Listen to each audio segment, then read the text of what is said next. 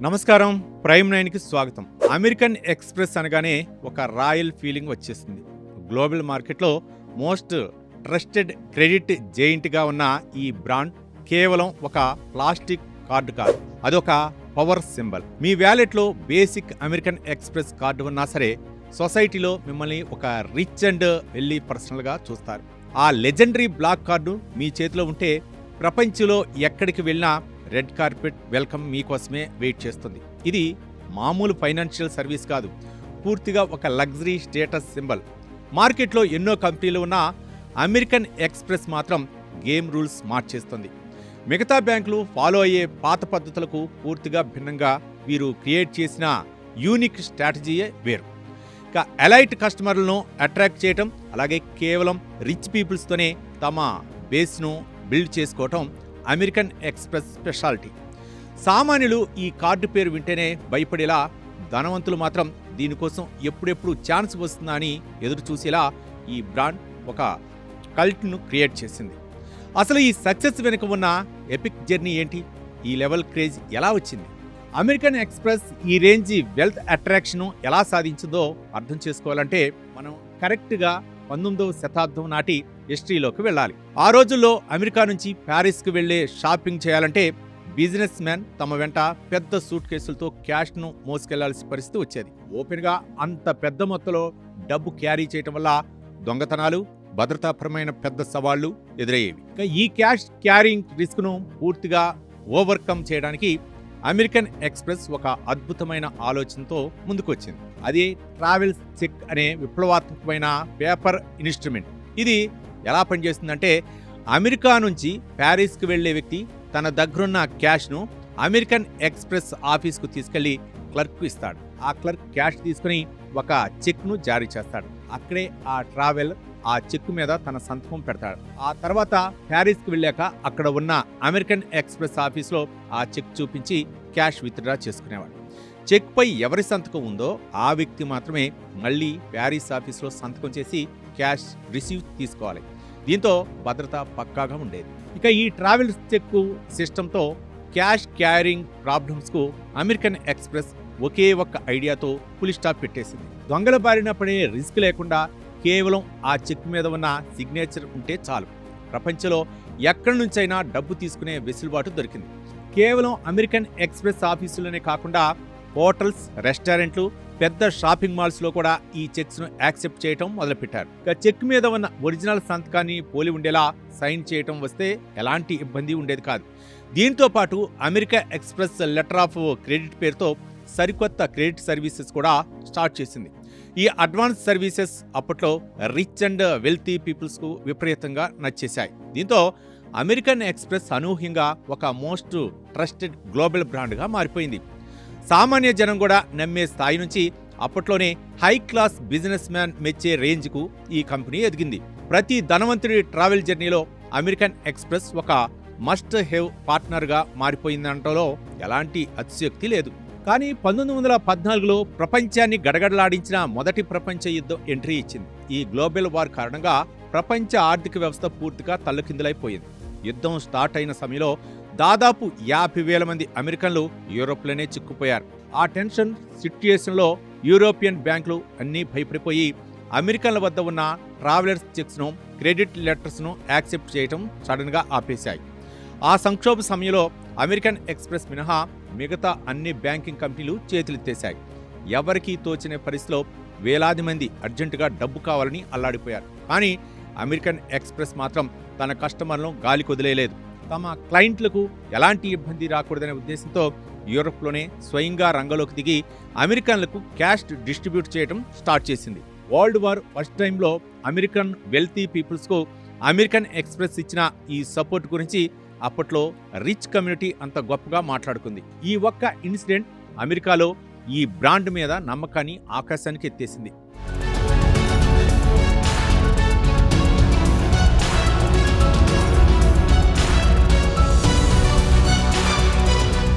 ఒక బ్రాండ్ మార్కెట్లో శాశ్వతంగా నిలబడాలంటే కస్టమర్ల నమ్మకాన్ని గెలవటం ముఖ్యం.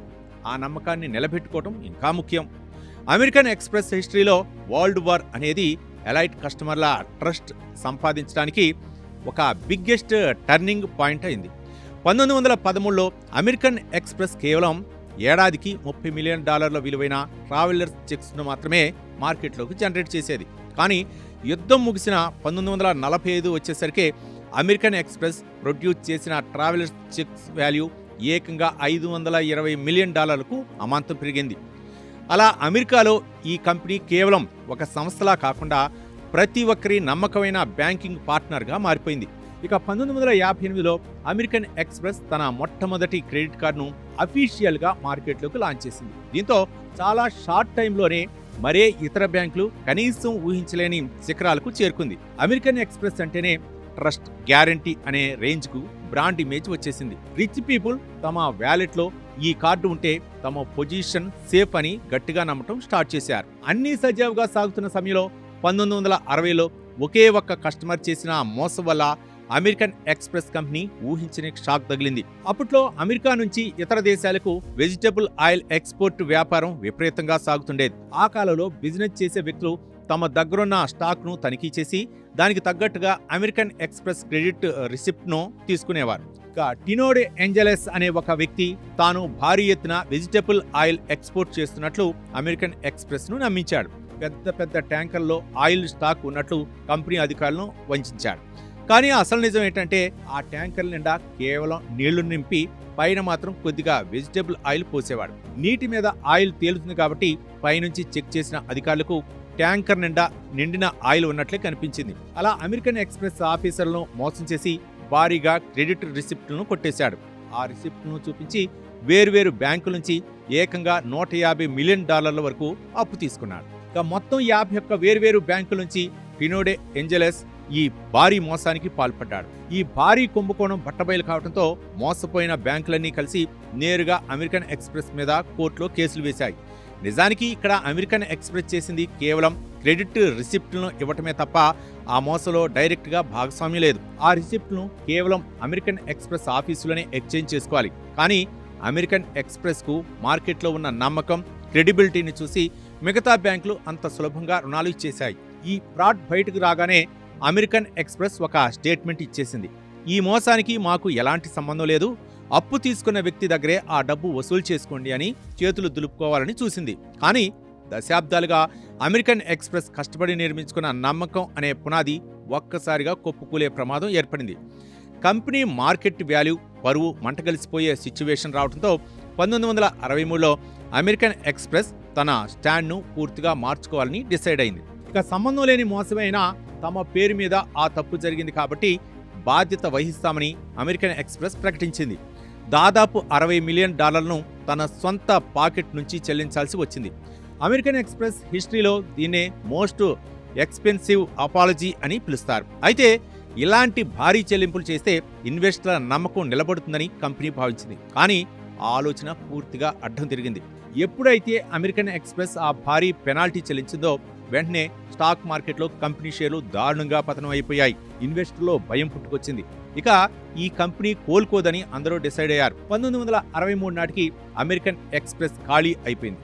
కథ ముగిసింది అనుకునే సమయంలోనే legendary investor Warren Buffett entry ఇచ్చారు. అమెరికన్ ఎక్స్‌ప్రెస్ షేర్లో భారీగా 40% వాటాను కొనుగోలు చేసి కంపెనీ దివాలా తీయకుండా అడ్డుకున్నారు. ఆ తర్వాత వారెన్ బఫెట్ ఈ ఇన్వెస్ట్మెంట్ గురించి మాట్లాడుతూ ఫైనాన్షియల్ ఇంటిగ్రిటీ, క్రెడిబిలిటీ అనేది ఒక కంపెనీకి అసలైన బలమని గట్టిగా నమ్మానని చెప్పారు. 1963 నాటి ఈ క్రైసిస్ ఎక్కువ కాలం నిలవలేదు. వారెన్ బఫెట్ లాంటి గ్లోబల్ ఇన్వెస్టర్స్ సపోర్ట్ దొరకడంతో కంపెనీ మళ్లీ వేగంగా కోలుకుంది. కొద్ది కాలంలోనే కంపెనీ మార్కెట్ను రూల్ చేసే డామినెంట్ పొజిషన్లోకి వచ్చేసింది. ఆ జోరులో 1966లో అమెరికన్ ఎక్స్‌ప్రెస్ తన ఫేమస్ గోల్డ్ కార్డును అఫీషియల్గా లాంచ్ చేసింది. ఆ తర్వాత 1969లో గ్రీన్ కార్డ్, 1984లో ప్లాటినం కార్డ్ మార్కెట్లోకి తీసుకొచ్చారు. ఆఖరిగా ప్రపంచాన్ని ఊపేసిన ఐకానిక్ సెంచురియన్ బ్లాక్ కార్డును 1999లో విడుదల చేసి సంచలనం సృష్టించారు. ఇక అప్పటికే మార్కెట్లో వీసా, మాస్టర్ కార్డ్ లాంటి జైంట్స్ క్రెడిట్ ఫెసిలిటీ రంగంలో గట్టి పోటీ వస్తున్నాయి. కానీ వీసా, మాస్టర్ కార్డ్ అన్నీ ఇండైరెక్ట్ ట్రాన్సాక్షన్ మీద నడుస్తుంటాయి. అంటే ఒక కస్టమర్ క్రెడిట్ కార్డు వాడితే ఇక పేరెంటల్ బ్యాంక్ నుంచి పేమెంట్ జరుగుతుంది. ఈ మొత్తం ప్రాసెస్లో కస్టమర్ బ్యాంక్, మర్చెంట్ బ్యాంక్ ఇలా నలుగురు ఇన్వాల్వ్ అయి ఉంటారు. ఇక్కడ వీసా లేదా మాస్టర్ కార్డ్ కేవలం ఒక నెట్వర్క్ ప్రొవైడర్గా మాత్రమే వ్యవహరిస్తాయి. కానీ అమెరికన్ ఎక్స్ప్రెస్ బిజినెస్ మోడల్ ఇందుకు పూర్తిగా భిన్నంగా ఉంటుంది. అమెరికన్ ఎక్స్ప్రెస్లో మూడో కంపెనీ ప్రమేయం అస్సలు ఉండదు. కస్టమర్ బ్యాంక్, మర్చెంట్ బ్యాంక్ రెండు ఆపరేషన్స్ అమెరికన్ ఎక్స్ప్రెస్ తన నెట్వర్క్లోనే మేనేజ్ చేస్తుంది. క్రెడిట్ ఇచ్చేది అమెరికన్ ఎక్స్ప్రెస్, సర్వీస్ ఇచ్చేది అదే, ట్రాన్సాక్షన్ ప్రాసెస్ చేసేది కూడా ఆ కంపెనీనే. ఎక్కడా థర్డ్ పార్టీ ఇంటర్ఫరెన్స్ ఉండదు. కాబట్టి అమెరికన్ ఎక్స్ప్రెస్ పూర్తిగా రిచ్ అండ్ హైలీ ఎఫర్టబుల్ పీపుల్స్ను మాత్రమే టార్గెట్ చేసుకుంటూ తన సామ్రాజ్యాన్ని విస్తరించింది.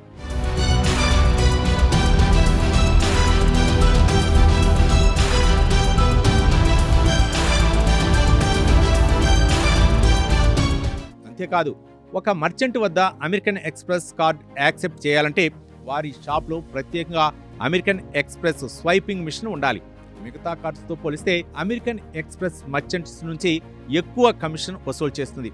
లగ్జరీ గుడ్స్ అమ్మే పెద్ద షాపులో అమెరికన్ ఎక్స్ప్రెస్ మిషన్ లేకపోతే హై అండ్ రిచ్ కస్టమర్లు ఆ షాప్కే రారు. సొసైటీలో విపరీతంగా డబ్బు ఉన్నవారు కమిషన్ గురించి ఆలోచించరు, కేవలం కంఫర్ట్ కోసమే చూస్తారు.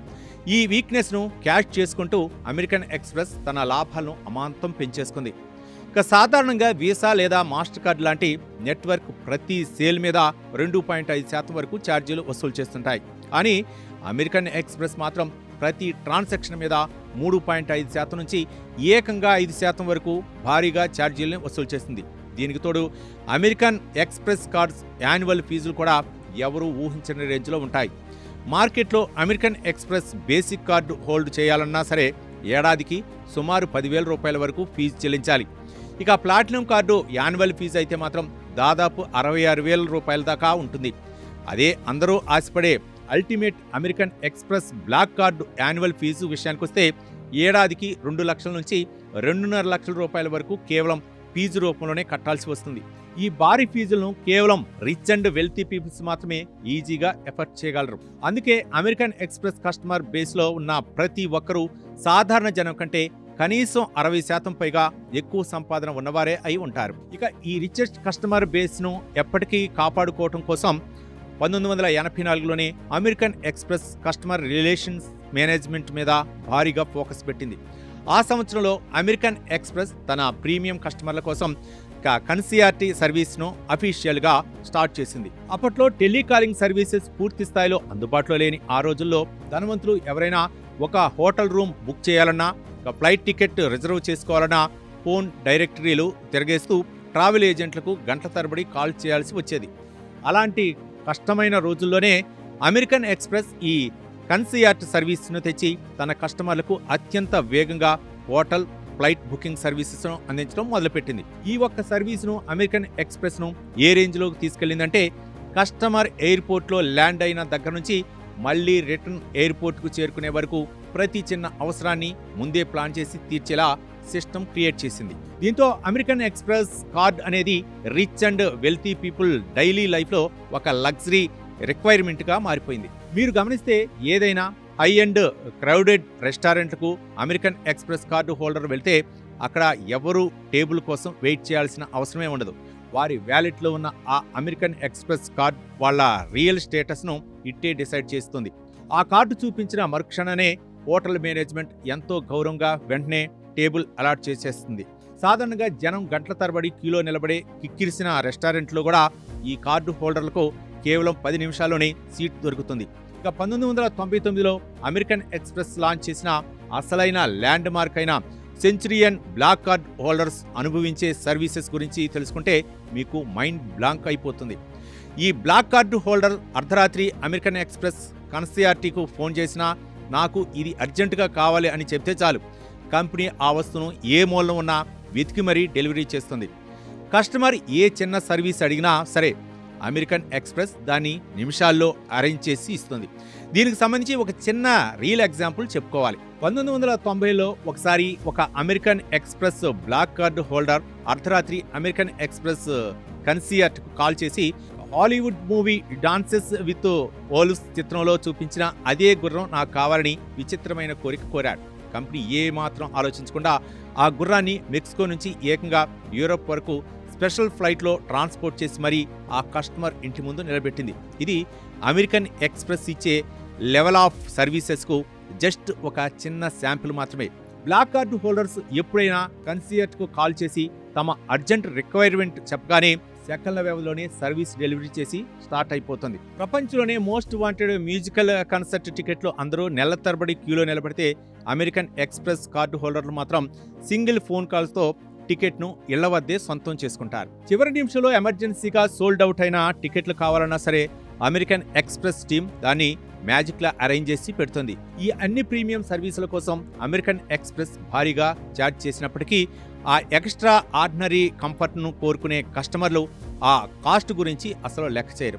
అలా అమెరికన్ ఎక్స్ప్రెస్ కార్డును జేబులో హోల్డ్ చేయడం అనేది గ్లోబల్ లెవెల్లో ఒక అల్టిమేట్ స్టేటస్ సింబల్గా మారిపోయింది. అయితే అందరూ అనుకున్నట్లు ఈ అమెరికన్ ఎక్స్ప్రెస్ బ్లాక్ కార్డ్ ప్రతి ఒక్కరికి దొరకదు. ఈ కార్డు ఎవరికి ఇవ్వాలనేది కంపెనీ ఓన్లీ తన ఓన్ క్రైటీరియా ప్రకారం సెలెక్ట్ చేసుకుంటుంది. రోడ్డు మీద నడిచే సాధారణ వ్యక్తికి ఈ ఆఫర్ అసలు రాదు. ఆల్రెడీ లాంగ్ టర్మ్ నుంచి అమెరికన్ ఎక్స్ప్రెస్ కస్టమర్గా ఉండాలి. అంతేకాకుండా అమెరికన్ ఎక్స్ప్రెస్ కార్డు ద్వారా కంపెనీకి ఎలాంటి డీఫాల్ట్స్ లేకుండా strong and clean payment history maintain చేసి ఉండాలి. ఈ బ్లాక్ కార్డు హోల్డర్ కావాలంటే కనీసం ఏడాదికి $5 లక్షల కన్నా ఎక్కువ అమౌంట్ షాపింగ్ చేసే పిచ్చి లేదా అలవాటు ఉండాలి. పర్సనల్ ఇన్కమ్ లెవెల్స్ గా monthly spending capacity, clean banking track records ఇవన్నీ పర్ఫెక్ట్గా ఉంటేనే అమెరికన్ ఎక్స్ప్రెస్ ఒక కస్టమర్కు ఈ బ్లాక్ కార్డును ఆఫర్ చేస్తుంది. నిజానికి ఈ అర్హతలన్నీ పర్ఫెక్ట్గా ఉన్నప్పటికీ అమెరికన్ ఎక్స్ప్రెస్ అంత సులభంగా ఎవరికి ఈ బ్లాక్ కార్డును డైరెక్ట్గా ఆఫర్ చేయదు. ఈ కార్డును కలిగి ఉండటమే ఒక బిగ్గెస్ట్ స్టేటస్ సింబల్ కాబట్టి ఒకవేళ అమెరికన్ ఎక్స్ప్రెస్ నుంచి ఈ బ్లాక్ కార్డ్ ఆఫర్ వచ్చిందంటే భూమి మీద ఏ రిచ్ పర్సన్ కూడా దాన్ని రిజెక్ట్ చేయలేరు. ప్రపంచవ్యాప్తంగా ఉన్న టాప్ మోస్ట్ సెలబ్రిటీలు, పాపులర్ స్పోర్ట్స్ స్టార్స్, అలాగే లీడింగ్ బిజినెస్ మెన్లు మాత్రమే ఈ ఎలైట్ కార్డును తమ వ్యాలెట్లో హోల్డ్ చేయగలరు. అమెరికన్ ఎక్స్ప్రెస్ మార్కెట్లో ఇప్పటికీ ఎన్ని బ్లాక్ కార్డ్స్ ఇష్యూ చేసిందనేది నెంబర్స్ను ఎక్కడా అధికారికంగా బయటపెట్టలేదు. కానీ ఫైనాన్షియల్ మార్కెట్ అంచనాల ప్రకారం అమెరికన్ ఎక్స్ప్రెస్ ప్రపంచవ్యాప్తంగా కేవలం 20,000 కార్డ్స్ను మాత్రమే ఇప్పటి వరకు ఇష్యూ చేసింది. ఒకవేళ ఈ బ్లాక్ కార్డ్ సర్వీస్ను మామూలుగా ప్రజలందరికీ ఓపెన్ ఆఫర్ ఆల్ అని ఒక్క మాటలో అమెరికన్ ఎక్స్ప్రెస్ అనౌన్స్ చేస్తే సింగిల్ నైట్లోనే దీన్ని సొంతం చేసుకోవడం కోసం గ్లోబల్ వైడ్గా లక్షలాది మంది ఎగబడటంలో ఎలాంటి అతిశయోక్తి లేదు. ఇలా ఒక సాధారణ ట్రావెలర్స్ చెక్ కంపెనీగా మొదలైన అమెరికన్ ఎక్స్ప్రెస్ దశాబ్దాల పాటు అనేక ఒడిదుడుకులను ఎదుర్కొంటూ నేడు రిచ్ అండ్ వెల్తీ పీపుల్స్ కోసం గ్లోబల్ మార్కెట్లో ఒక లెజెండరీ స్టేటస్ సింబల్గా ఎదిగింది. సామాన్యుల నుంచి అత్యున్నత ధనవంతుల వరకు ప్రతి ఒక్కరూ కళ్ళు కనే అల్టిమేట్ బ్రాండ్గా తనకంటూ చరిత్రలో ఒక ప్రత్యేక పేజీని లిఖించుకుంది. ఈ కార్డు ఇండస్ట్రీలో అమెరికన్ ఎక్స్ప్రెస్ ఫాలో అయిన ఈ డిఫరెంట్ స్ట్రాటజీ నేడు మిగతా ప్రతి ఫైనాన్షియల్ కంపెనీకి ఒక గైడ్ లాగా మారింది. సాధారణ కస్టమర్ల మీద ఫోకస్ పెట్టడం కంటే పవర్ఫుల్ అండ్ వెల్తీ కస్టమర్ల బేస్ను బిల్డ్ చేసుకోవటం, లాభాలతో పాటు బ్రాండ్ వాల్యూ కూడా విపరీతంగా పెరుగుతుందని ఈ కంపెనీ నిరూపించింది. చరిత్రలో ఎన్నో పెద్ద బ్యాంకులు ఆర్థిక సంక్షోభాల కారణంగా మూతపడిపోయినా అమెరికన్ ఎక్స్ప్రెస్ మాత్రం ప్రతి సంక్షోభాన్ని ఒక అవకాశంగా మలుచుకుంటూ ముందుకు సాగింది. అందుకే మార్కెట్లో కాంపిటీటర్లు ఎన్ని కొత్త టెక్నాలజీలు తెచ్చినా అమెరికన్ ఎక్స్ప్రెస్ క్రియేట్ చేసిన ఆ లగ్జరీ అండ్ ట్రస్ట్ బ్రాండ్ ఇమేజ్ను మాత్రం ఇప్పటికీ ఎవరూ టచ్ చేయలేకపోయారు. ఆ ట్రెండ్ను పర్ఫెక్ట్గా క్యాచ్ చేయటమే ఈ కార్పొరేట్ దిగ్గజం అసలైన విజయ రహస్యం. ఇది ఇవాల్టి స్పెషల్ స్టోరీ. మరో అంశంతో మళ్ళీ కలుద్దాం. చూస్తూనే ఉండండి ప్రైమ్ 9 న్యూస్. ఇట్లాంటి ఆసక్తి కథనాల కోసం ఛానల్ని సబ్స్క్రైబ్ చేయండి. Thank you.